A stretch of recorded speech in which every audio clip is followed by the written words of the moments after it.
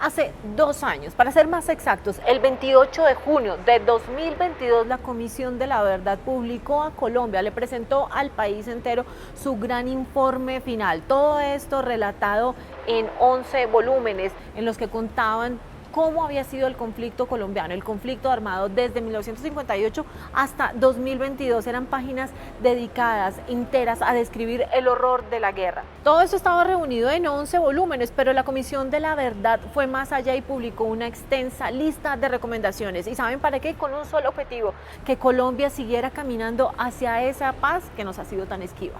Y adivinen qué, pues no es muy difícil de averiguar, basta con solo prender la radio, leer las primeras páginas de un periódico o incluso oír los testimonios de la gente del Cauca, de Nariño, de Huila, incluso del Valle y de otros territorios que sin duda están sufriendo los horrores de esta guerra. Una de las grandes recomendaciones que dio la Comisión de la Verdad era desmantelar todas las bandas criminales y sancionar e investigar a sus cabecillas, a sus líderes. Pero lo que ha pasado en estos 2 últimos años desde que se publicó este informe es que bajo la bandera de la paz, una palabra que de por sí ya ha sido bastante ultrajada, se han cometido todo tipo de barbaries, y no me refiero al terrorismo y a la violencia específicamente, me refiero al lamento del alto comisionado Otti Patiño por la muerte de alias Hermes, un terrorista de la Segunda Marquetalia que cayó en operaciones militares en Nariño. El desconsuelo de Otti Patiño fue incomprensible y ofensivo para las víctimas. Lamentar profundamente los acontecimientos de ayer.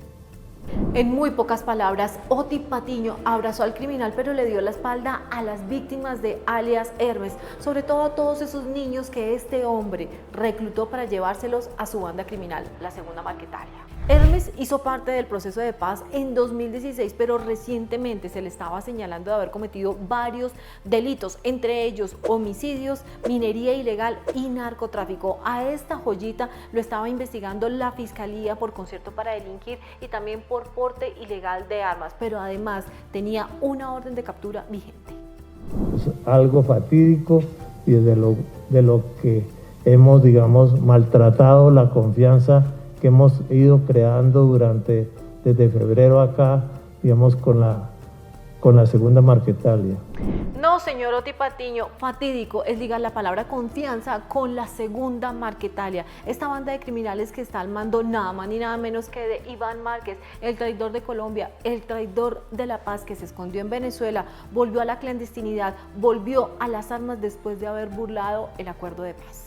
Pero así como ofenden al país las palabras de Otti Patiño, pues aturde el silencio del presidente Gustavo Petro al no rechazar esta salida en falso. De verdad que duele la indiferencia y de verdad que duele que miren para otro lado, como por ejemplo para Palestina, cuando el problema está aquí en Colombia. Parece que se hubieran olvidado de los casi 15.000 testimonios que reúne el informe final de la Comisión de la Verdad. Parece que todo hubiera quedado en discurso y en papel.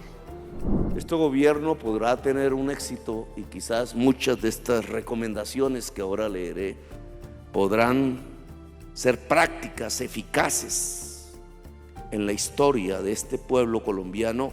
Y parece que sí, que todo quedó en el olvido, porque ¿qué pasó con eso de reconocer a las víctimas? ¿Qué pasó con eso de la no repetición? Si hablamos de las víctimas, no podemos dejar de mencionar a don Rafael, un humilde hombre que murió luego de batallar 12 días en una clínica de Cali, todo por un atentado terrorista de las disidencias de las FARC. Miren, no hubo ni medio trino del presidente Gustavo Petro, no hubo condolencias como sí las hubo con alias Hermes. Me pregunto como colombiana, ¿por qué sí con alias Hermes, pero por qué no con don Rafael?